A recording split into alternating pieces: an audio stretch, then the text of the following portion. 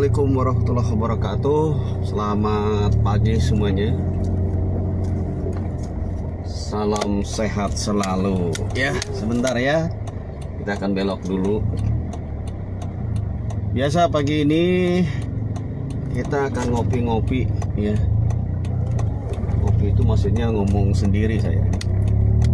Ngomong sendiri, tukang hipnotis, hipnoterapi. Oke, ya.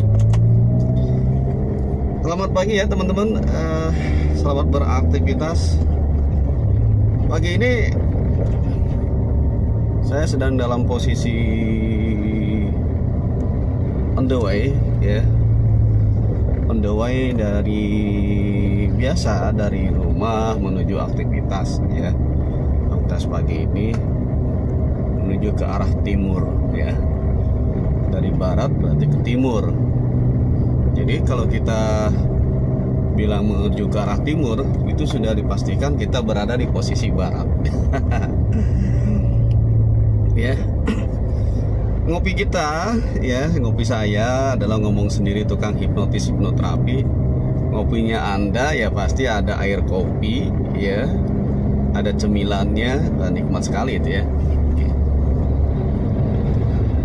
Nah, di dalam beraktivitas, di dalam menyikapi segala sesuatu ya, terkait dengan obrolan pagi ini yang mau saya singgung adalah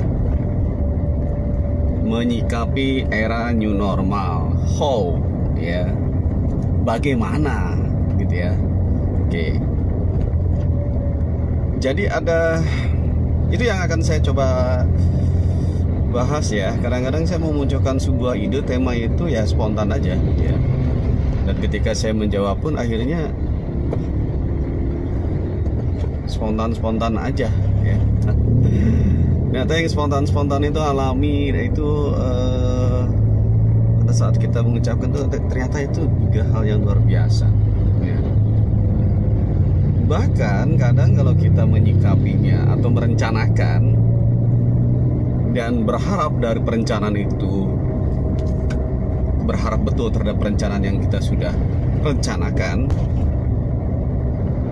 yang terjadi adalah sesuatu hasil yang belum tentu sesuai dengan yang direncanakan. Artinya ada kesenjangan antara harapan dan kenyataan setelah melalui sebuah proses ya. Jadi menyikapi era new normal, bagaimana ya? Di sini kan ada sesuatu problem. Jika Anda mengatakan itu sebuah problem, kalau saya menyikapinya itu sebagai ujian, bukan problem, bukan masalah. Karena kalau itu jadi membuat atau kita berpikir, kalau saya berpikir itu adalah masalah, ya, berarti terkesan di balik sebuah kata masalah itu adalah saya menderita. Jadi ada kata yang tersirat, ada sebuah perasaan yang tersirat di balik sebuah kata. Ada makna yang mendalam ketika kita hanya bermain dengan kata-kata. Ya. Ini kembali saya selalu mengaitkan dengan cara kerja pola pikiran bawah sadar kita. Ya. Bahwa di balik sebuah kata, di balik sebuah kalimat itu tersimpan makna yang sangat dalam, yang disitulah sebenarnya makna itulah yang jadi dominan di dalam pikiran bawah sadar kita ya, yang akhirnya muncul ke dalam permukaan pikiran sadar kita, dan kita mengucapkannya secara verbal dan kita mengekspresikannya ke dalam bentuk perilaku dan action. Oke. Itu ya teman-teman, terima kasih yang sudah nonton ya. Seperti biasa saya menggunakan topi kesayangan saya ini.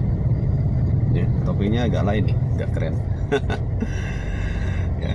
Oke, jangan lupa setiap pagi kita senam wajah dulu ya. Masih ingat mungkin senam wajah yang selalu saya mainkan ya. Tiap pagi kita ajak wajah kita, otot-otot di dalam wajah kita ini bahagia. Kalau tidak bahagia, kalau masih bingung bahagia seperti apa, kita sedang berpura-pura bahagia. Caranya seperti biasa, tarik kiri kanan bibir kita, ya. Tahan begini ya, semenit, 2 menit, bisa teman-teman ya. Sebentar, saya belok dulu. Oke, sekarang sudah lurus.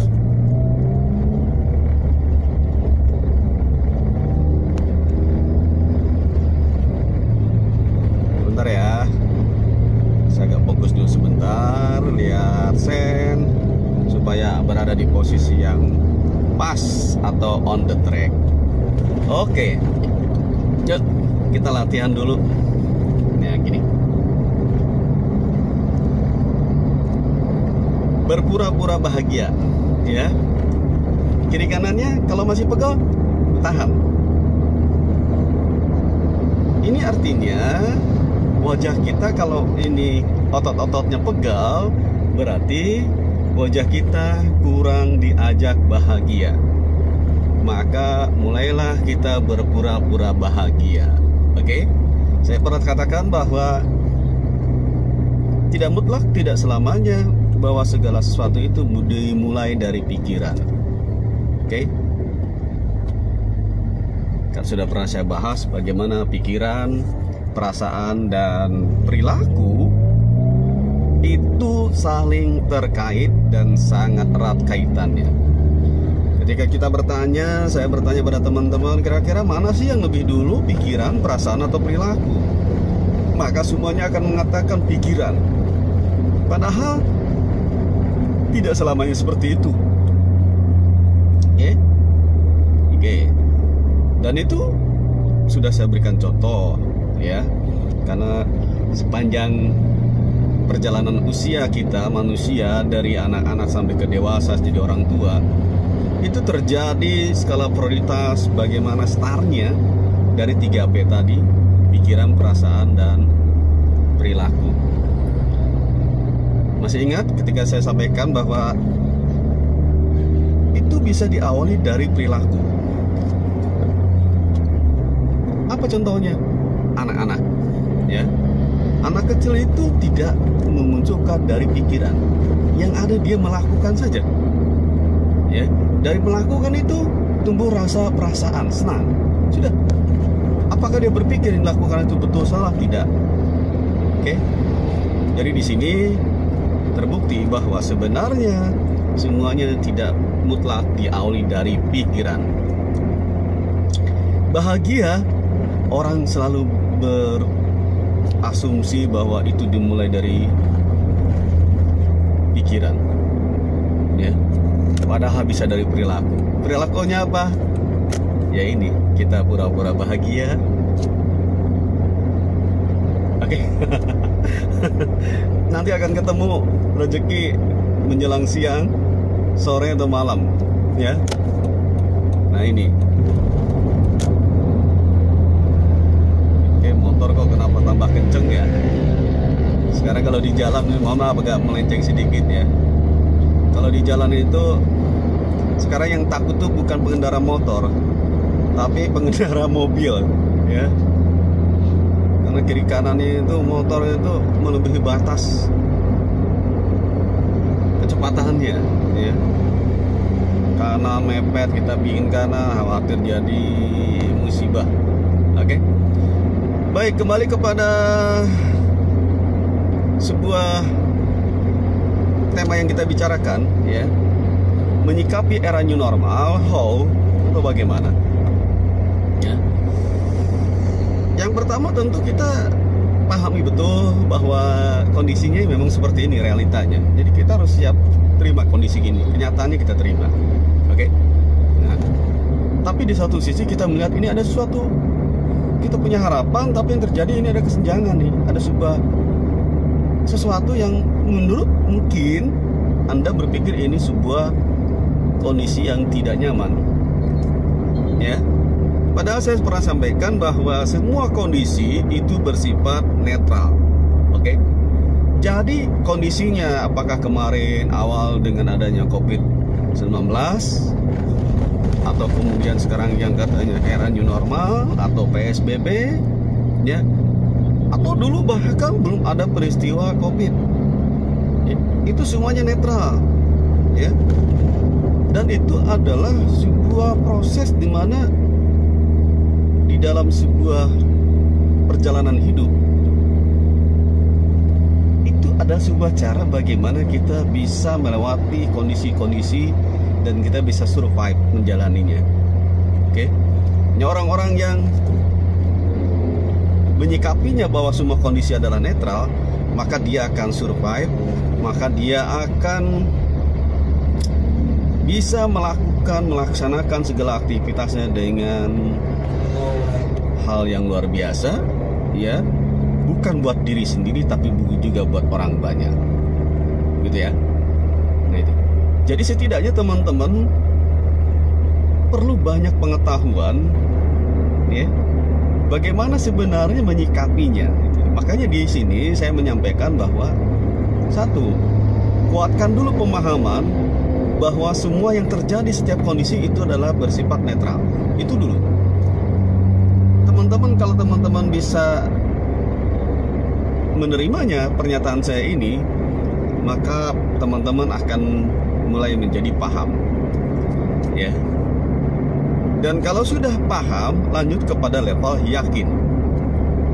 Yakin itu artinya teman-teman bukan sekadar baru mendengar dari apa yang saya sampaikan lalu bisa menyampaikan ke orang lain, tapi teman-teman juga sudah mulai mempraktekannya sendiri.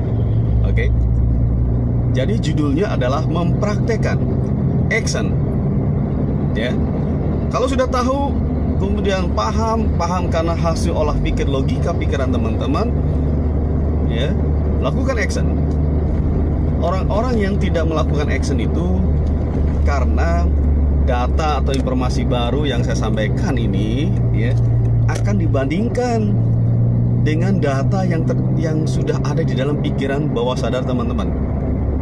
Ya. Karena semua manusia itu punya bank data yang berbeda. Kalau dia melihat saya mempunyai sebuah otoritas yang lebih, maka teman-teman tidak perlu lagi menganalisa, tidak perlu lagi perbanyak membandingkan dengan data yang ada. Yang utama adalah action, ya. Itu adalah sebuah kenyataan yang sebenarnya idealnya akan harusnya seperti itu. Oke. Jadi kembali kepada topik kita, pernyataan atau judul kita adalah menyikapi era new normal. Oke. Saya tegaskan, satu, sebentar jalannya agak bergoyang. Ya. Jadi pahami betul bahwa kejadian kondisi sekarang itu netral sifatnya. Oke, bagus. Yang berikutnya adalah ini bukan sebagai musibah, tapi ini sebagai ujian. Ketika Anda mulai menjawab, mengcounter pernyataan saya bahwa itu sama saja, itu sama saja, itu artinya mengcounter pernyataan saya ini karena Anda punya bank data, punya referensi dalam pikiran bawah sadar Anda punya pemahaman yang sudah Anda begitu mendalam, maka bisa menyatakan bahwa apa yang saya katakan itu sama saja. Oke? Tadi awal saya sudah bilang bahwa di setiap kata itu akan ada makna, ya. Meski verbalnya kita mengucapkan A, tetapi maknanya belum tentu A, tapi B. Oke? Saya kasih contoh begini teman-teman, ya. Teman-teman dalam usia seperti ini, yakin dah pasti kalau disurvei mungkin bisa muncul sampai 99,9% orang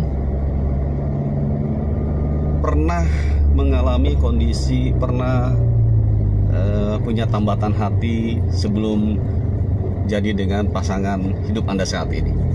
Ini yang sudah berkeluarga ya. Yang belum berkeluarga pun sama lah, bahwa mungkin sekarang sedang punya pacar, tapi pacar yang sekarang belum tentu pacar yang pertama. Oke? Nah, lalu instruksinya adalah ya, kalau saya sampaikan bahwa dalam kondisi saat ini ada kalimat pernyataan begini: jangan ingat sang mantan. Oke? Saya menyuruh Anda, menginstruksi kepada teman-teman itu jangan ingat sang mantan. Tapi apa yang terjadi? Yang terjadi adalah ketika pernyataan itu disuruhnya jangan ingat sang mantan, kenapa yang munculnya wajah sang mantan? Kenapa wajahnya semakin kuat? Kenapa peristiwa-peristiwa yang begitu membekas dalam hati kok semakin terasa? Oke? Sampai jadi paham ya? Oke? Itulah ada makna di setiap kata, di setiap kalimat. Itu ada makna yang tersirat, ada makna yang terdalam, yang sebenarnya secara verbal adalah instruksinya A, tetapi akhirnya dimaknai menjadi bukan A, tapi bisa menjadi B. Oke? Nah, begitulah cara kerja pikiran bawah sadar manusia. Ya. Sama halnya ketika saat ini kondisinya era new normal, ya. Kita siap, harus tegar segala macam. Tapi jiwanya nggak tegar, nggak siap. Kenapa? Yang kebayang, aduh, hari ini saya harus bagaimana ini? Besok harus bagaimana ini? Ya. Karena setiap pernyataan-pernyataan yang terlintas, yang dilontarkan, yang kita terima, itu selalu akan dibandingkan dengan data yang ada dalam pikiran bawah sadar kita. Oke? Nah, jadi menurut saya asik banget nih. Kalau ini bukan persoalan bermain kata-kata, tapi ini lebih kepada bagaimana memahami cara kerja psikologi pikiran manusia. Oke? Nah, jadi kadang-kadang kalau bagaimana sih? Kok itu bisa seperti itu ya? Kita bicaranya A, tetapi kok yang muncul dalam pikiran kita B, tidak A. Kok bisa ya? Nah, ya, ini adalah sebuah natural, alami. Tuhan ciptakan bagaimana manusia itu terkoneksi antara pikiran, perasaan, dan perilaku. Itu menjadi bagian yang utuh, yang memiliki saling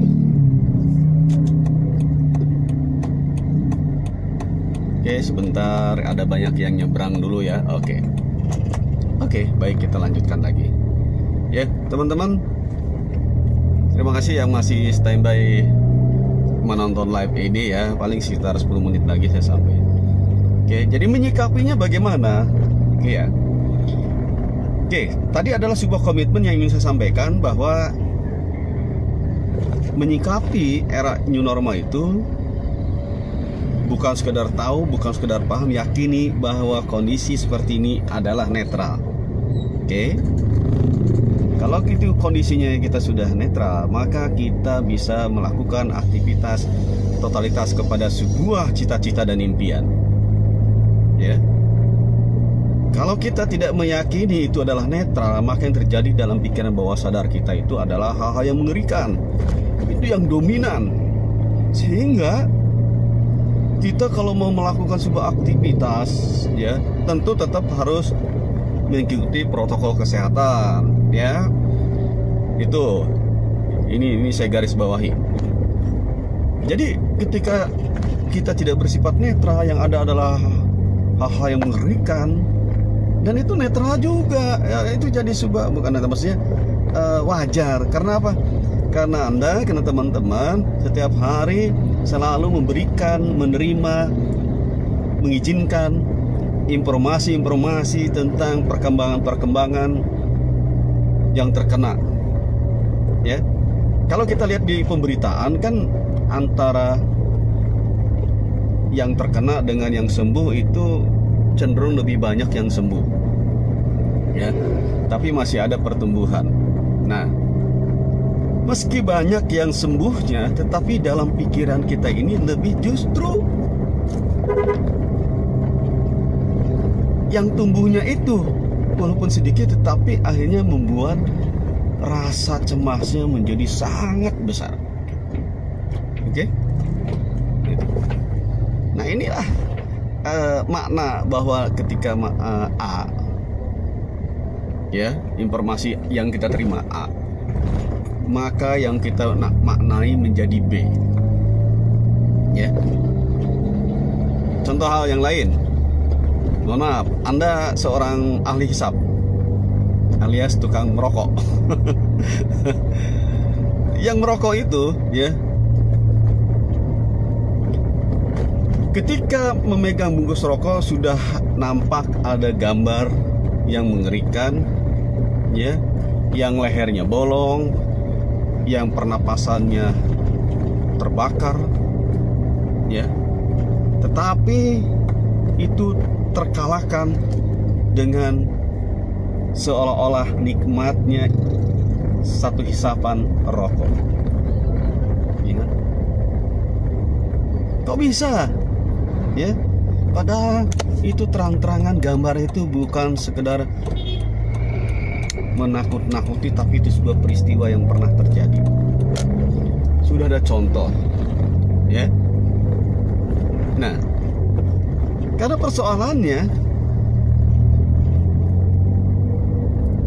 Anda selalu membandingkan dengan nikmatnya tarikan yang sebentar, yang sedikit itu seolah-olah jadi nikmat, itu akhirnya diperbesar oleh pikiran bawah sadar Anda sendiri bahwa ini nikmat luar biasa ya.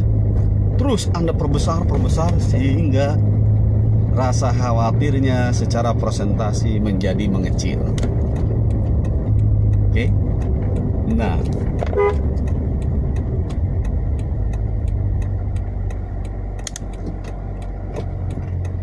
jadi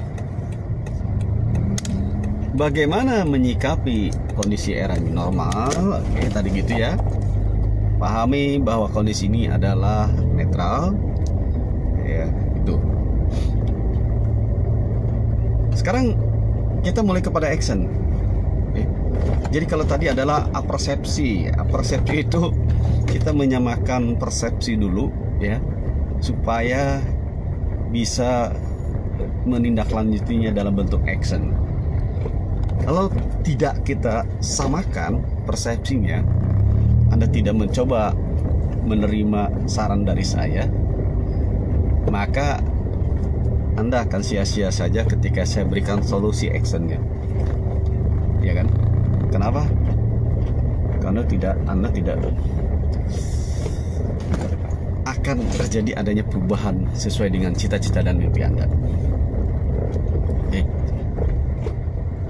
Oke, ya. Jadi actionnya bagaimana? Actionnya tentu adalah yang pertama, membiasakan pola-pola yang positif. Itu actionnya. Ya. Pola-pola yang positif itu di dalam aktivitas kita tentunya. Apa sih aktivitasnya? Aktivitas keseharian, berinteraksi, melakukan pekerjaan, ya. Kemudian juga aktivitas membuat status-status di sosial media, oke. Hal-hal yang positif, ya. Kemudian memulai dengan sebuah ucapan-ucapan ketika berbicara sendiri atau dengan yang lain dengan hal yang positif, ya. Terlebih dengan diri sendiri, karena setiap ucapan itu mempunyai pola. pola itu berpengaruh terhadap kondisi real saat ini. Oke. Jadi pola-pola yang harus Anda lakukan adalah pola-polanya sesuai dengan impian dan cita-cita Anda. Mimpinya apa sih? Ya. Oke. Nah, dari Anda sudah mulai begitu kuat tentang sebuah mimpi, tidak perlu dianalisis. Mimpi itu nggak perlu dianalisis, ya. Kalau sampai nggak terpikirkannya, tidak sampai, ya. Apalagi selalu dibuat kesimpulan-kesimpulan analisis sehingga logika berpikirnya menjadi lebih kuat, maka mimpi itu menjadi betul-betul bunga tidur saja, ya. Menjadi sebuah kembang aja dalam pikiran kita, bukan menjadi sebuah impian yang akan terwujud. Jadi semacam jadi aksesoris aja nantinya. Oke. Kan kita ingin bahwa mimpi itu menjadi sebuah kenyataan, maka tidak perlu dianalisis. Semakin dianalisis, semakin kita tidak akan melakukan action. Oke. Jadi yang utama adalah actionnya. Jadi action ini akan dipengaruhi, akan jadi terhambat karena adanya terlalu banyak analisis, ya. Orang-orang yang terlalu banyak menganalisis, yang terjadi tidak akan melakukan action karena sudah terlalu pintar pikirannya untuk mengatakan kalau saya melakukan A nanti hasilnya O, saya melakukan B hasilnya P, saya melakukan C hasilnya G. Begitu, ya. Nanti kalau saya begini bagaimana, kalau nanti bagaimana, nanti begitu, kalau begitu terus, ya. Analisisnya begitu detail sehingga menuju kepada kesimpulan berarti saya harus bagaimana ini. Saya kalau melakukan ini berarti saya harus ada ini dulu nih, harus punya ini dulu. Nah, ini yang terjadi. Banyak kita ini pola pikirnya seperti itu mengakibatkan actionnya tidak muncul, ya. Nah, ini yang jadi PR buat kita ini, ya. Terlalu menjadi seorang peramal. Menjadi peramal karena sudah menyimpulkan sendiri nanti akan begini, sementara kejadiannya belum. Lah, actionnya saja belum, kok sudah menduga-duga hal-hal yang buruk, hal-hal yang terlalu stres, ya. Nanti kalau begini saya akan bagaimana. Jadi sudah menarik duluan kondisi-kondisi yang menakutkannya itu di awal, ya. Oke. Karena pikirannya sudah terlalu pintar. Pikiran kita ini sudah terlalu intervensi sekali dengan tubuh kita, sehingga tubuh malas untuk bekerja, sehingga tubuh malas untuk melakukan action, ya. Jadi inilah yang terjadi sebenarnya. Kepintaran pikiran kita ini berdampak terhadap kesehatan. Jadi bukan terhadap juga kesuksesan.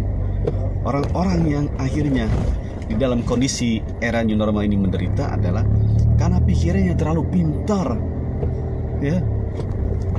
Karena saking banyak membaca hal-hal yang menakutkan, kalau A nanti akan O, B akan P dan sebagainya, mengakibatkan otaknya hanya mendapatkan pengetahuan-pengetahuan yang akhirnya diyakini oleh tubuh, dan dampaknya tentu kepada kesehatan, ya.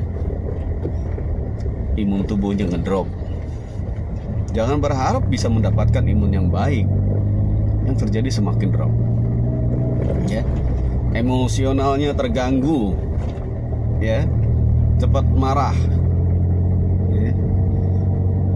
Cepat reaktif, menyalahkan orang lain. Nah, ini banyak hal sekali yang sebenarnya itu merugikan diri kita sendiri. Ya. Jadi action apa yang harus kita lakukan? Tadi sudah saya sampaikan bahwa mulailah dari hal-hal yang baik bicaranya, dan itu dilakukan berulang-ulang. Karena pengulangan itu, repeatable itu, ya, repetisi itu akan masuk dan tersimpan di dalam pikiran bawah sadar kita. Orang-orang yang terpuruk itu karena juga selalu mengucapkan berulang-ulang, saya mah begini, saya mah nggak bisa apa-apa, ya sudahlah saya begini.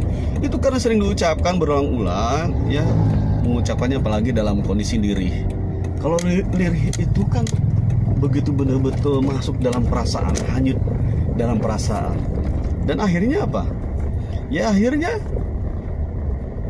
terjadilah dalam tubuhnya sendiri, ya, sebuah rasa yang seharusnya tidak terjadi. Oke. Nah itu teman-teman ya.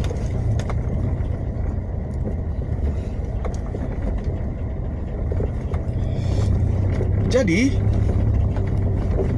oke. Kalau teman-teman masih lalu menyanggah, itu kan kata Kang Dharma, atau kata Om Dharma, atau kata Pak Dharma, ya. Kenyataannya kan begini. Nah, itulah kembali lagi. Setiap ada pernyataan-pernyataan itu selalu Anda bandingkan dengan pikiran bawah sadar Anda, dan Anda langsung bereaksi, ya. Itu sah-sah saja, ya. Tapi saya ingin menyampaikan bahwa, saya kasih contoh lagi. Kalau pikiran kita ini tidak terlalu intervensi terhadap tubuh, itu dipastikan tubuh juga sehat. Saya kasih contoh ya. Mohon maaf, Anda mungkin tahu apa itu orang gila, ya. Katanya orang gila ini, karena tidak menggunakan akal sehatnya.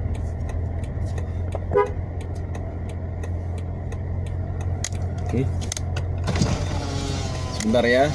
Kita mau ditembak dulu, mau di ini dulu. Oke. Pagi. 36,1,2. 36,2. Oh, ya, 0,2 naik ya. Next, ada rezeki nambah. Yuk Pak Haji. Siap. 36,2. Jadi, kita lihat.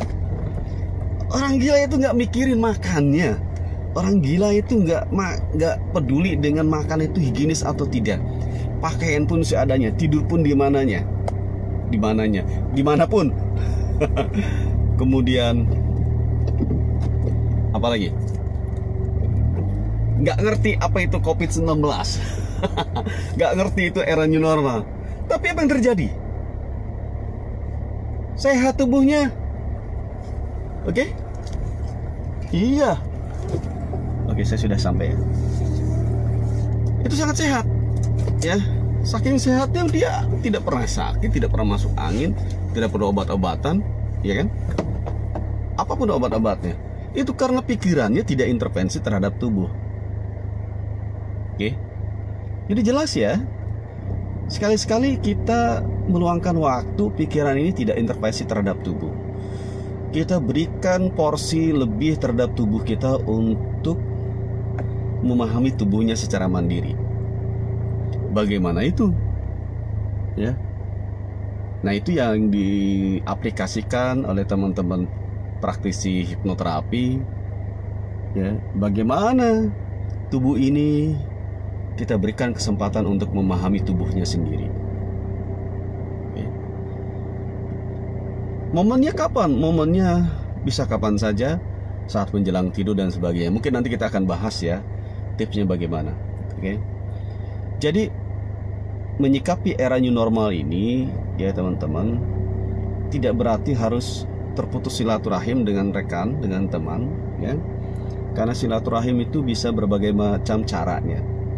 Karena dari silaturahim itu akan muncul sinergi, akan muncul ide-ide baru, akan muncul saling menerima saran, ya, legowo, menyetujui saran kawan teman. Disitulah terbuka namanya pintu-pintu kesuksesan. Ya, itu teman-teman ya yang saya sampaikan hari ini, bagian penyikapannya. Sikapi bahwa era new normal itu sifatnya netral.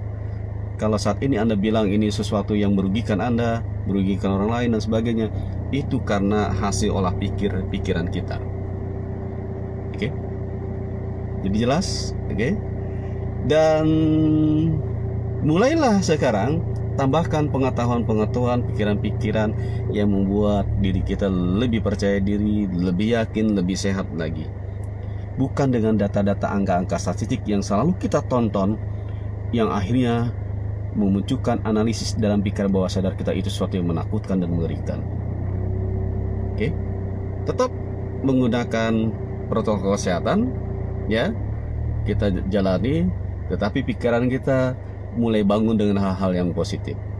Ya, jika Anda masih bingung bahagia, mulailah pura-pura bahagia. Oke? Ya, apalagi sekarang pakai masker.